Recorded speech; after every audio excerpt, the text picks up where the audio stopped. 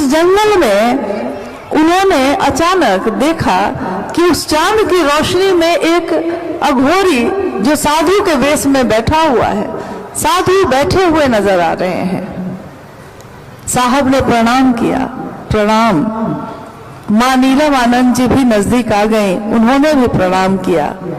साहब ने उस साधु से कहा, कल्पना करिएगा कि इसी स्थान की वो घटना है और यहीं पे वो जंगल था उस समय। साहब ने कहा, आप अकेले यहाँ क्या कर रहे हैं? साधु ने कहा, तुम अकेले 15 वर्षों तक शमशान में क्या करते रहे? साहब ने जैसे ही ये बात सुनी, वो समझ गए कि कोई सिद्ध पुरुष है। तो साहब ने कहा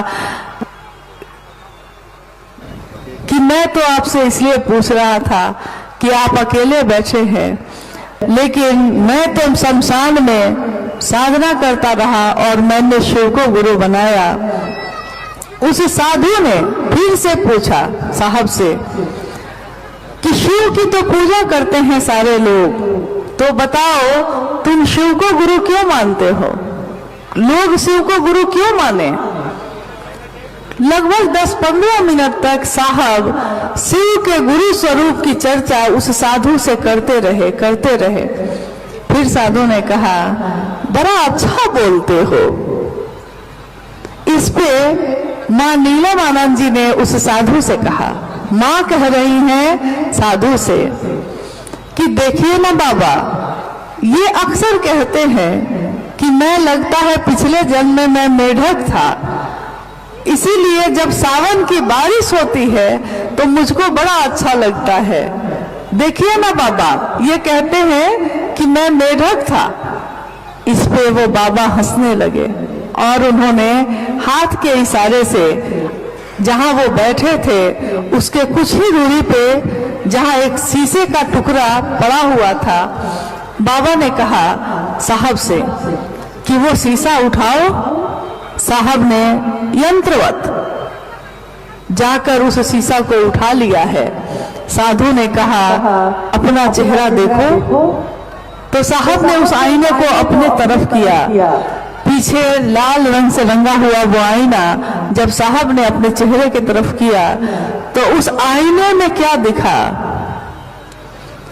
उस आईने में जिसमें वो अपना चेहरा देख रहे थे, अचानक उसमें जो तस्वीर उभरी, जो तस्वीर दिख रही थी, वो तो उनका नहीं था। तो उनके मुंह से निकला, बाबा है। बाबा हम किसको कहते हैं? आज तक जितने भी देवी देवता हैं, उन समस्त देवी देवताओं में से एक सत्ता ही ऐसी है जिसको हमने सबसे ज्यादा अपना माना, जिसको हमने बाबा कहा है। बाबा हमने सिर्फ महादेव को कहा है, बाबा धाम जाएंगे हम, बाबा है मेरे। तो बाबा उस दिन साहब के मुख से निकला, बाबा है। और देखते देखते जो साधु खड़े थे उनकी रूपरेखा बदलने लगती है।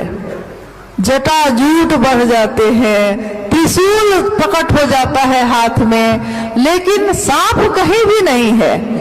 थोड़ी देर पहले उन्होंने कहा था कि मेरा क्या है बच्चा, सांप और साधु कहीं चले जाते हैं, कहीं दिख जाते हैं, कहीं रह जाते हैं। और अभी अभी जो रूप उनका बदला है, मां नीलमानंद उनके आगे हाथ जोड़कर झुक जाती हैं और वो कहती हैं, यहाँ पे उनका पत्नी भाव जागता है। वो कहती हैं, पत्नी भाव मतलब जब जगता है तो पति की कुछ न कुछ शिकायत तो होनी तय है। तो मां नीलमानंद कहती हैं कि देखिए ना सरकार, ये घर में बड़ा उथल पुथल करते हैं, मतलब घर में हलचल सी मच जाती है इनके द्वारा। इस पे साधु ने जो कहा है, इस पंक्ति को साहब ने अनेक बार शिव चर्चाओं में कहा है, प्रयोग किया है इसका, इस वाक्य का, कि साधु ने उस समय कहा इनको, साहब को, कि घर को मसान मत बनाओ बच्चा, घर को मसान मत बनाओ बच्चा, घर घर है, घर रहने दो उसको, गृहस्थ आश्रम है ना।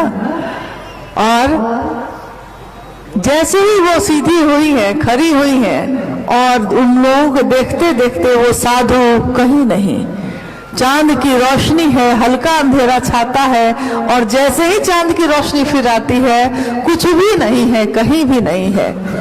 साहब झुककर अपनी बंदूक जो उन्होंने गढ़ से ली थी निकलते समय उठा ली है, और दोनों लौट कर आ गए।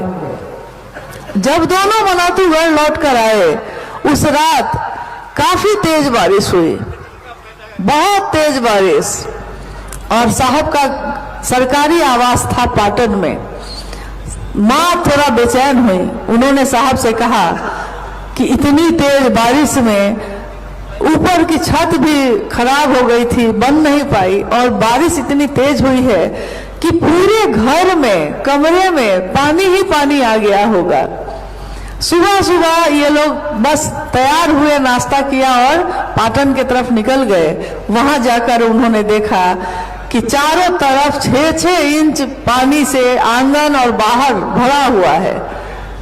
तो देखकर उन्होंने समझा कि जब बाहर इतना पानी जमा है तो घर के अंदर कितना होगा, क्योंकि छत तो खुली हुई थी, छत खुली हुई है। और अंदर जब वो प्रवेश करते हैं तो देखते हैं कि उस घर के अंदर के कमरे और बरामदा बिल्कुल सूखा है, कहीं पानी की एक बूंद भी नहीं। सुन रह जाते हैं वो लोग चमत्कार के लिए क्या क्या करते हैं। और साहब और दीदी का जीवन ऐसा रहा जिसमें चमत्कार स्वतः घटित होते रहे, उनके सोचने मात्र से वो चीजें घटित होती रही जो उन्होंने चाहा, जो उन्होंने कह दिया सो हो गया। और धीरे धीरे साहब के मन ने ये समझ लिया कि चमत्कार से जीवन नहीं चलता, खिलौनों से जीवन नहीं चलता, चमत्कार से आगे की दुनिया भी एक बड़ी दुनिया है जिसको शिव की दुनिया कही जाती है। और शिव की दुनिया में जाने के लिए चमत्कार काम नहीं आते, शिव के पास जाने के लिए, शिव का सानिध्य लेने के लिए मात्र हृदय का भाव ही काफी है। महादेव हृदय का भाव ही स्वीकार करते हैं, न हमारे फल और फूल, न हमारे अक्षत, न हमारे कर्म कांड। महादेव को क्या चाहिए? महादेव मात्र हृदय का भाव ही ग्रहण करते हैं। और हृदय का भाव हर व्यक्ति के पास है, सबके पास है, क्योंकि शिव ने सबको दिया है, परंतु जो दिया है उसी में से थोड़ा उनको वापस भी तो चाहिए। तो साहब और दीदी के इस संकल्प को लेकर आज पूरी दुनिया में शिव के से जा रहे हैं। संदेश मात्र सबका यही रहता है कि आइए भगवान शिव को अपना गुरु बनाते हैं, उस भगवान शिव को जो सबकी पूजा तो होती रही सबके द्वारा जिनकी, परंतु वो महादेव गुरु भी हैं। और साहब और दीदी ने यह अनुभूत किया कि गुरु बनकर वो जितना नजदीक होते हैं उतना भगवान बन के भी नहीं हो पाते। ये अलग बात है कि कोई भी गुरु भगवान से ही सानिध्य सुनिश्चित करता है, कोई गुरु ईश्वर से मिलवाता है। शिव भी जब गुरु होंगे तो ईश्वर से मिलवाएंगे, और भगवान से स्वयं ही हमारी मंजिल है, हमारे भगवान हैं, हमारे गुरु हैं। आज दुनिया के तमाम जगहों के लोग जो किसी भी जाति के हों, किसी भी धर्म के हों, किसी भी संप्रदाय, वर्ण या लिंग के हों, शिव के शिष्य बन सकते हैं। साहब श्री के इस संदेश को सुनकर और बन रहे हैं बहुत तीव्र गति से।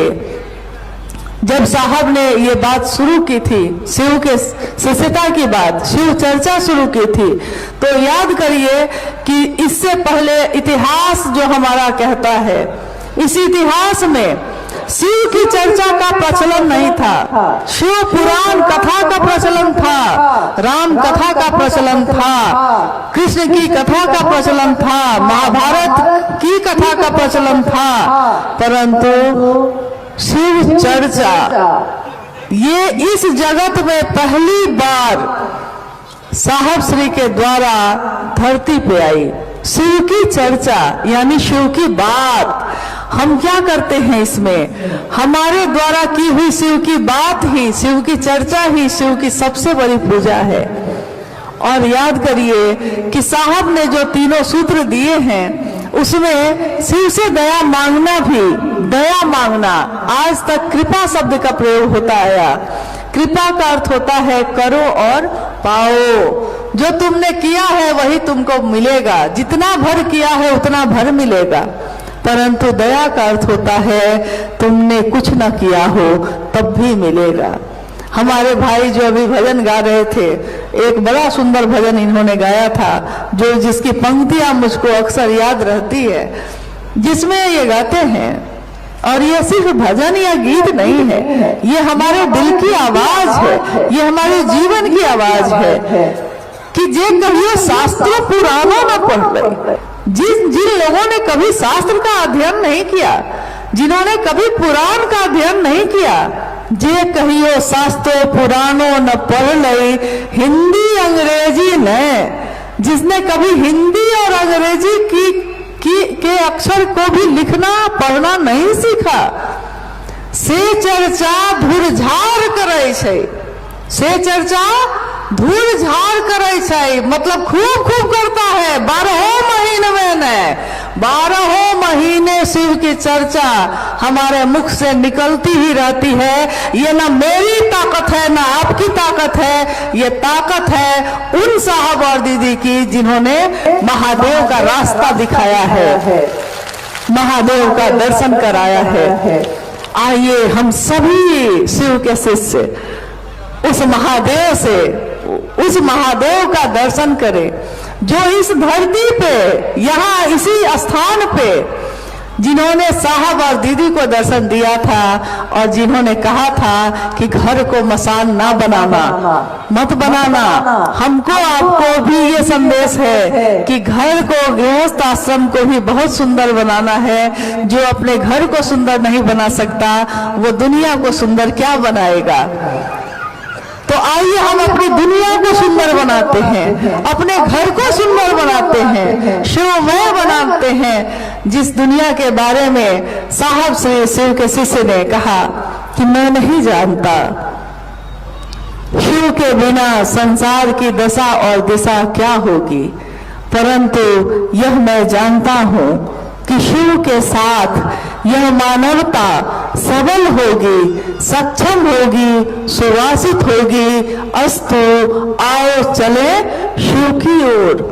कहाँ फंसे हैं हम सब अपने धरती में, चलना ही है तो चलिए शिव की ओर, बनना है तो बनिए शिव, जीना है रहना है तो शिव बनकर रहिए, जैसा उन्होंने अपने आचरण से दिखाया है। और आज इस धरती पे भी उन्हीं के कारण हम और आप सब इकट्ठे हुए हैं। तो आप सभी गुरु भाई और गुरु बहन से, जिन्होंने आज की ये यात्रा तय की है, मनातू की ये यात्रा आपके जीवन की यादगार यात्रा बन के रहे। दीदी का पूरा परिवार यहाँ उपस्थित है, साहब और दीदी का ये परिवार जो आज शिव शिष्यों के लिए एक होकर खड़ा है। महादेव की असीम दया सब पे बरसती रहे कि ये सब एक बन के खड़े रहें और आने वाले लोगों का इसी तरह स्वागत और बात करते रहें। ये धरती गौरवान्वित होती रहे और यहाँ आने वाले हर व्यक्ति को लगे कि वो अपने घर आया है। अपने घर से लौटते समय जिस तरह आंखों में आंसू होते हैं और हृदय भरा हुआ रहता है, आंखें डबडबाई हुई रहती हैं और मुख कुछ बोल नहीं पाता, आज इस मनातू के धरती से विदा होते समय भी हम सबके हृदय में ऐसा ही भाव है। इस मिट्टी को हम नमन करते हैं, जिस मिट्टी में कहते हैं ना कि आओ बच्चों तुम्हें दिखाएं, आओ भाई तुम्हें दिखाएं। मिट्टी इस मनातू ग्राम की, इस मिट्टी को नमन करो। ये मिट्टी है बलिदान की, ये साहब और दीदी के जीवन की जगह है। इस मिट्टी को हम प्रणाम करते हैं और आप सभी से ये अनुरोध है कि जब आप यहाँ से प्रस्थान करेंगे, अभी बहुत धीमे धीमे कदमों से पहले पीछे के लोग धीरे धीरे जाएं, फिर आगे के लोग धीरे धीरे जाएं, और तब तक अभी भजन चलते रहेंगे जब तक आप लोग सुरक्षित अपने घर ना पहुंच जाएं।